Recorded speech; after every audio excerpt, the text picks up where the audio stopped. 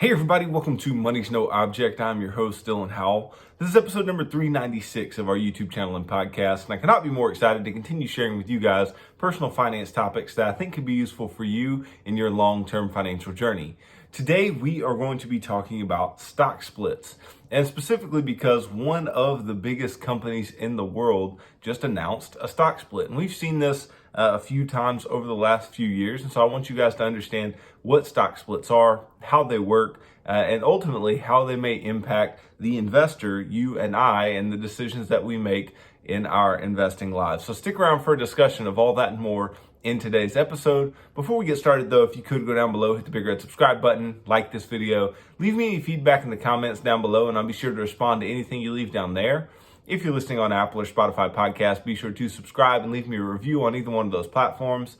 Follow me on social media at MNO with Dylan, and that's really good supplemental materials to all the things I'm putting out in these long form episodes on YouTube and the podcast every single day.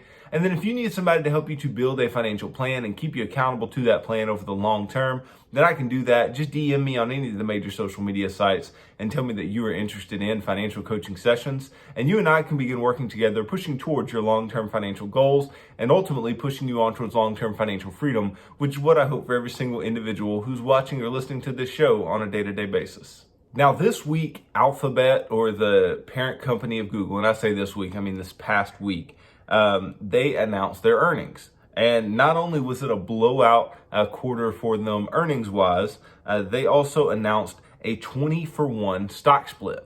You may say, okay, well, Dylan, I don't have any clue what you mean by a 20-for-1 stock split. Well, we're going to get a much better clue in today's episode. But they announced this stock split, and, like a rocket, the stock goes up. And again, you may say, well, why in the world would the stock go up just on the announcement of a stock split? Now, I will go and tell you that it wasn't just on the announcement of the stock split. They did have a huge, earnings beat, and they did fantastic in their operations this past quarter. But from, Tuesday, February 1st, from the close Tuesday to the open on Wednesday, the stock increased by 10.14%. And that's for a company that's already over $1 trillion market cap and now is pushing up against a $2 trillion market cap. But nonetheless, they announced this stock split. And so let's understand, and this is the importance of today's episode, I want you to understand what a stock split is and why that might be important to us, right?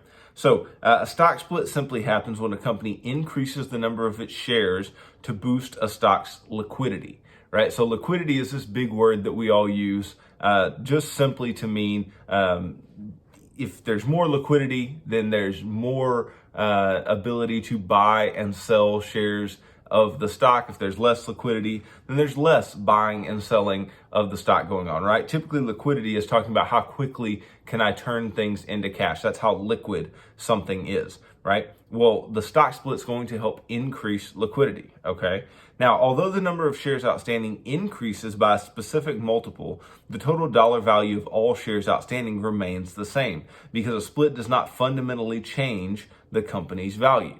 So this is also very, very important, right? A stock split does not change how much a company is worth, which may make you say, well, then, why would it have any impact on the stock price? That's a very, very good question because you would think if something didn't have an impact on firm value, it also shouldn't have an impact on the stock price because the stock price is, we would expect in relation directly to firm value.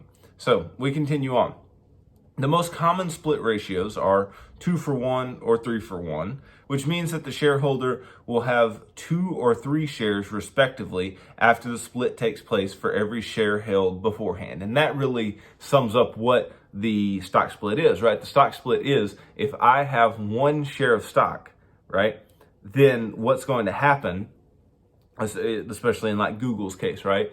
If I have 1 share of stock, then that share gets split into a bunch of other shares based on whatever the company chooses, right? There is no preset, even though, like I said, the most common ratios are 2-for-1 or 3-for-1. Like I said, Alphabet is doing a 20-for-1 for one, right? They're kind of doing it all at once. Instead of doing, several over time, they're doing some big ones. And then I know a couple years ago, or maybe a little less than a couple years ago, back in 2020, both Tesla and Apple had splits, one of which was 5 for 1, one of which was 7 for 1, right? And basically all this means is that for one of those shares, let's say it was a 5 for 1 split, for one share, you'll end up having 5 shares. Now, those 5 shares are not going to be equal to 5 shares pre-split. You may say, okay, now you're losing me. Well, 5 shares pre-split, right, is going to turn into 25 shares post-split, right? But the value of those shares would stay the exact same. So let's just take Google as the example, Alphabet as the example, right? Let's say their share price is $3,000, which it's getting quite close to. It's in the 2,800s as we speak. But let's say their share price is $3,000 per share. Well, doing a 20 for 1 split would mean that one share at $3,000 would turn into 20 shares at approximately $150 a piece. Okay? So you say, okay, that makes some sense because the value does not change. Like I said, this doesn't have an impact on companies' values, right? It has an impact on simply the liquidity and the number of shares outstanding, right? So they're going to, multiply by 20 the number of shares they have outstanding, but it will not increase shareholder value other than maybe the change in the share price, whatever that change may be, right? Because otherwise you're just saying, hey, I had 1 share, now I have 20 shares, but they're worth the exact same. They're still worth one, pre-split share of Alphabet, right? So then you may say, well, why would a company even do this? This doesn't make a whole lot of sense. This isn't super interesting. We'll get to it, right? But there are strategic reasons as to why a corporation would want to do this. Now, a stock split is a corporate action in which a company issues additional shares to shareholders, increasing the total shares outstanding by the specified ratio based on the shares they held previously. Now, companies often choose to split their stock to lower its trading price to a more comfortable range for most investors and to increase the liquidity of trading in its shares. Okay, so you may look at Alphabet's share price and go, okay, this makes a little more sense as to why they chose to split, because they have a $3,000 stock, right? And if you were trying to buy full shares of a $3,000 stock, that means you're gonna have to come up with $3,000 a share, right? And that's a hefty price even for 1 share of stock, especially for the individual investor, right? So they may not want to take place in that. So if you could just buy full shares, right? And you've got Alphabet with a $3,000 share, you would have to have a $100,000 portfolio just for them to take up as little as 3% of your portfolio, right? Which is still relatively substantial. So it would make sense that they would want to split in that way. Now, the argument against in this particular case would be that you can split all you want to, but fractional shares are available from brokers now, right? These exchanges and online brokers and all these types of things are not requiring that everyone buy full shares of stock. Now, some still do, but most of them don't, right? Most of them say you can buy fractional shares of a share of stock. Now, what's that mean? That means if I just have $10, I could buy $10 worth of Alphabet stock instead of going in and buying one $3,000 share, right? I could go in and buy $10 worth. But for some reason, even though that's available and that's possible, companies will still do this, and it still boosts liquidity. It still boosts the interest of investors in the particular stock, right? So most investors are comfortable purchasing, let's say, 100 shares of stock of a $10 stock, right? As opposed to having 1 share of $1,000 stock. And like I said a moment ago, the reason that would make sense is because the 1 share of $1,000 stock just takes up more of the portfolio. You can really spread out the the percentages that you own in things if they do have lower prices. Now, when the share price has risen substantially, many public companies end up declaring a stock split to reduce it. Although the number of shares outstanding increases in a stock split, the total dollar value of the shares remains the same compared with the pre-split amounts because the split does not make the company more valuable. Right? When a stock split is announced, companies often describe it as one special stock dividend. Okay, and we know what a dividend is, right? A dividend is when you get paid in a certain way, right? So obviously a cash dividend is the most common, and a cash dividend is you just getting paid cash for being a shareholder. A stock dividend would be you getting paid stock for being a shareholder, right?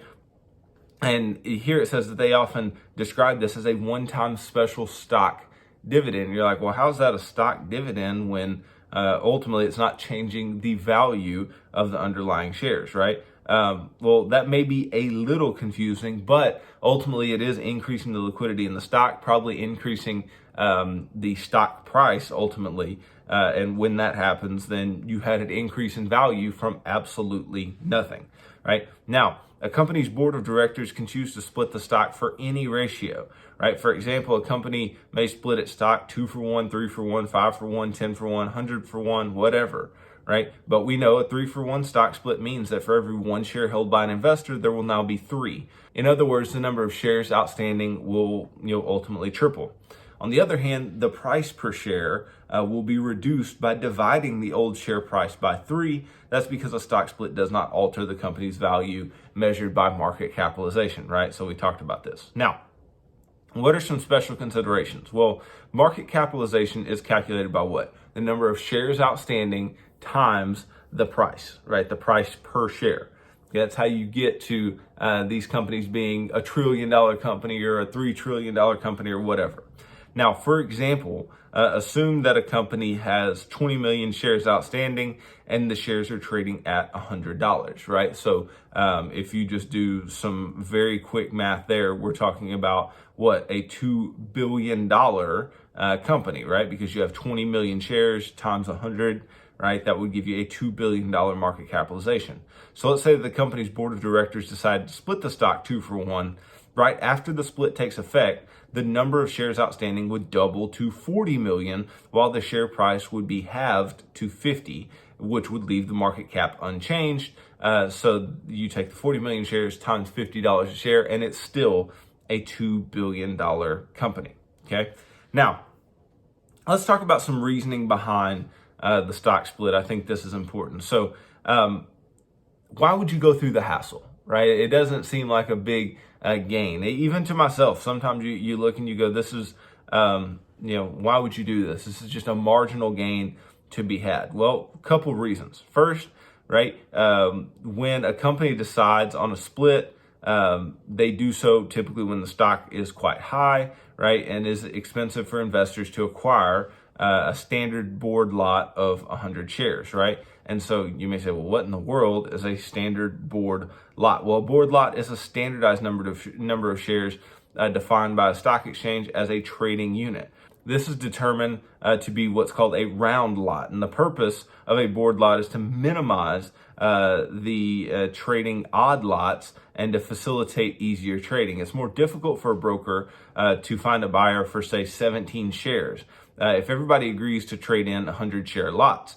When the advent of efficient online trading and fractional shares came about, however, odd lot trading is less of an issue. So even though this can be helpful, it can be helpful to keep things on the 100 share board lot type deal. It's not as big a deal because of fractional trading, right? I said that is a big headwind against the idea of the stock split. Now, there are other reasons. Now, the higher number of shares outstanding can result in greater liquidity for the stock, which facilitates trading and may narrow the bid-ask spread, right? So the bid-ask spread is basically, the price you pay for a particular stock versus the price that somebody would pay to buy a particular stock from you, right? It's this spread, because ultimately what you have when you go in to buy any stock or sell any stock is you have this whole list of buyers and this whole list of sellers at different prices, right? And as the seller, right, you would love to sell at the highest price possible. So typically, sellers are trying to sell at a higher price than the market, and buyers are trying to buy at a price lower than the market, right? Thus creating this bid-ask spread, right? This spread in the middle of the highest of the bids and the lowest of the asks. And so you end up finding this particular spread, and the wider this spread is, the less efficient pricing is going to be. But the narrower this is, the more efficient, the more liquid pricing is. Now, increasing the liquidity of a stock makes trading the stock easier for buyers and sellers. Liquidity lets traders and investors buy and sell shares in the company without too great an effect on the share price. That can help companies repurchase their shares at a lower cost, since their orders would not move up the share price of a more liquid stock as much. For some companies, this can mean significant savings. So I think this is a really, really good reason why a company may split their stock, because we know that not as many companies want to initiate dividends nowadays. Many want to repurchase shares, and they like the flexibility that comes with repurchasing shares, and especially in down markets, really good companies with really good cash flows want to come in and repurchase their shares. Well, in doing so, they'll benefit from the fact that they split their stock, created more liquidity, and now can not impact the price as much as they would have previously with the higher price stock. Now, while a split in theory should have no effect on a stock price, it often results in a renewed investor interest, which can have a positive effect on the stock price.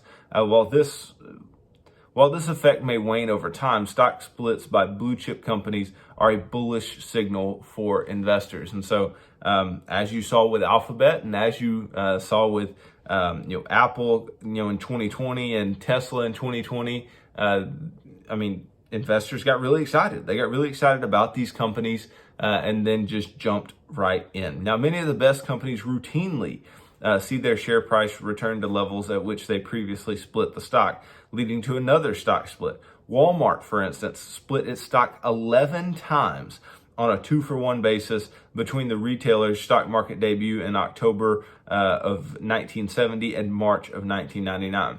Now, this explains something that we commonly see in stock price charts, right? So if we were to pull up Walmart stock, and I'm just going to pull it up on Google because, who cares, right? You pull it up on Google, and let's say you go back as far as you can. Right now, the furthest I can go back is February 12th of 1982. And it says that Walmart's share price on February 12th of 1982 was 34 cents. And I'm like, okay, why would a stock like Walmart be trading for 34 cents back in 1982? We're not talking about 1922. We're talking about 1982. So you'll see this type of thing very, very commonly in these blue chip stocks. And so it's just something that happens. But it is important for us to note when we look at historical stock prices that, hey, the price may definitely not have been what they say it is here. It could definitely be on a split adjusted basis. So an investor who bought 100 shares in Walmart's IPO, their initial public offering, would have seen that stake grow to 204,800 shares over the next 30 years without any additional purchases, right? So the number of shares that you had would have multiplied by 2,048 over the 100 shares that you would have bought, which is just crazy, right? And now ultimately you have $139 stock at 204,800 shares. That's going to be a quite substantial net worth just in Walmart stock that you could have had. Now, in August 2020, like I said, Apple split its shares. It was 4-for-1. I guess Tesla did the 5-for-1. Right before the split, each share was trading around $540 a share. After the split, the price per share at the market open was $135, approximately 540 divided by 4. An investor who owned 1,000 shares of the stock pre-split would have owned 4,000 shares post-split. Apple's outstanding shares increased from 3.4 billion to approximately 13.6 billion, while the market capitalization remained largely unchanged at $2 trillion. So that just shows you the mechanics of this particular idea. Now, regular stock splits are not the only thing that occurs, right? We can also have what's called a reverse stock split. which is literally the opposite. It's literally the opposite of the stock split. Now, a company carrying out a reverse stock split decreases the number of its shares outstanding and increases the price of the share proportionately. As with a forward stock split, the reverse stock split does not change the value of the company after the split. A company that takes this corporate action might do so if its share price has decreased to a level which it runs the risk of being delisted from an exchange for not meeting the minimum price requirement for a listing. Right? So this is one of the most common reasons why a reverse stock split may happen. You have a company that they don't want to get delisted from an exchange, because you talk about decreasing liquidity. Getting delisted from an exchange can really hurt a company. And so they don't want to get delisted. So they will do a reverse stock split in order to increase their share price and keep from getting delisted. Now, certain mutual funds may not invest in stocks priced below a preset minimum price per share. A company might also opt for a reverse split to make its stock more appealing to investors who may perceive higher price shares as more valuable. Now, that's a particular reason, but the mutual fund reason, I think, is a very good one, right? If funds won't buy your shares, then again, that's going to decrease liquidity, and ultimately it'll decrease the share price over a long period of time because you don't have some of the biggest investors taking part in your stock. Now, a stock split reverse forward is a special stock split strategy that's used by companies to eliminate the shareholders holding less than a certain number of shares, right? A reverse forward split consists of reverse stock split followed by a forward stock split. So this is a weird thing that you don't see super often, but it can happen. The reverse split reduces the overall number of shares a shareholder owns, causing some shareholders who hold less than the minimum required by the split to be cashed out. And then the forward stock split then increases the number of shares owned by the remaining shareholders, right? So this reverse forward split is something that firms can choose to do in order to impact the people who actually hold their shares. If you hold less than a certain number of shares of their stock, then you're going to be, effectively taken out of ownership because you'll be liquidated based on that initial split. Now, what happens if shares that you own undergo a stock split? Well, effectively nothing, right? Effectively nothing happens with you, right? You just get credited with what you should have ultimately, and your broker handles it automatically. There's nothing that you need to do. And then you may also ask, well, does this affect your taxes? Because let's say you hold shares in a taxable brokerage account. Is there some tax implication? Is there buying and selling going on? Well, no, right? The receipt of the additional shares will not result in taxable income under existing U.S. law. The tax basis of each share owned after the stock split will be half of what it was before the split. And that is with a 2-for-1 split. But obviously it could be a fifth, a tenth, or whatever based on what the ratio of the split was. Now, in general, are splits good or bad? Well, stock splits neither add or subtract fundamental value, but the split increases the number of shares outstanding, even though the value does not change. Immediately following the split, the share price will proportionately adjust downward to reflect the company's market capitalization. If a company pays dividends, the dividend per share will be adjusted accordingly, keeping overall dividend payments the same. Splits are also non-dilutive, meaning that shareholders will retain the same voting rights they had beforehand, right? And so splits are generally done when the stock price has risen so high that it might become an impediment to new investors. Therefore, a split is often the result of growth or the prospects of future growth and is a positive signal. Now that's a normal forward split, not a reverse split.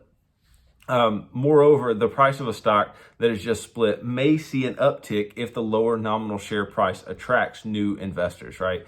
So ultimately, there's really nothing but a gain to be had from splitting, shares of a stock within a certain reasonable range, right? If your share price is, let's say $20 a share, and you want to do a 20-for-1 split, that won't make any sense, right? But if your share price is $2,000 a share and you want to do a 20-for-1, that may make a whole lot more sense, like it does in Alphabet's case, right? So as long as you do it responsibly, a stock split really leaves you with nothing but something to gain. And obviously, the reverse split should only be done in situations where it is advantageous to do so as well, when your price is low enough that you need some reason to increase your share price and ultimately decrease the number of shares that you have outstanding. Ultimately, increasing the number of shares you have outstanding leaves you with nothing but gain to be had, and so decreasing that number of shares outstanding either by share repurchases or reverse stock splits, you need to have good reasons in order to do so, right? So the stock split, I do think, is something that is very interesting, and it's very interesting for investors who hold either individual stocks or just are parts of the market in general via index funds or ETFs, mutual funds, whatever. You need to understand this, because if you're looking at the price of an individual stock and then you look up a couple days later and the price has gone from 3,000 to 150, and you're like, what in the world has happened? Has this stock absolutely tanked? Especially if you own it, right? And you didn't know that it was going to split, or you didn't pay attention to the fact that it was going to split, then you may be really, really caught off guard. So we need to pay attention to this. We need to know what happens. And we need to know when we hear, there's a stock split occurring, exactly what that means and how it may impact us as investors. Now, like I said, overall, when it comes to just value, there's very little value change because there's no value lost in a stock split, but there's, potential, nominal amounts of value to be gained. But this is really up to the discretion of the company and the benefits that they think they can gain from doing a stock split. I would argue that the benefits were far greater before fractional share trading existed. But some of these, positives may very well still be the case in the age that we live in now. But I'm interested to see how stock splits change over time and whether or not companies choose to continue doing them, even though it comes at very little hassle. And even though, it seems like investors still like it, I wonder if they'll keep doing them as the need to buy full shares basically goes away. So hopefully this helps you to understand another topic in investing in the stock market, and something that is very relevant right now when it comes to one of the largest companies in the United States. So thanks for watching this video. If you could go down below, hit the big red subscribe button, like this video, leave me any feedback in the comments down below, and I'll be sure to respond to anything you leave down there. If you're listening on Apple or Spotify podcasts, be sure to subscribe and leave me a review on either one of those platforms. Follow me on social media at MNO with Dylan, and that's really good supplemental materials to all the things I'm putting out in these long form episodes on YouTube and the podcast every single day. And then if you need somebody to help you to build a financial plan and keep you accountable to that plan over the long term, then I can do that. Just DM me on any of the major social media sites and tell me that you are interested in financial coaching sessions, and you and I can begin working together, pushing towards your long-term financial goals and ultimately pushing you on towards long-term financial freedom, which is what I hope for every single individual who's watching or listening to this show on a day-to-day basis. So tune in tomorrow as I continue talking about personal finance topics that I think could be useful for you in your long-term financial journey. So thanks for tuning into this episode of Money's No Object. I'm your host, Dylan Howell. God bless.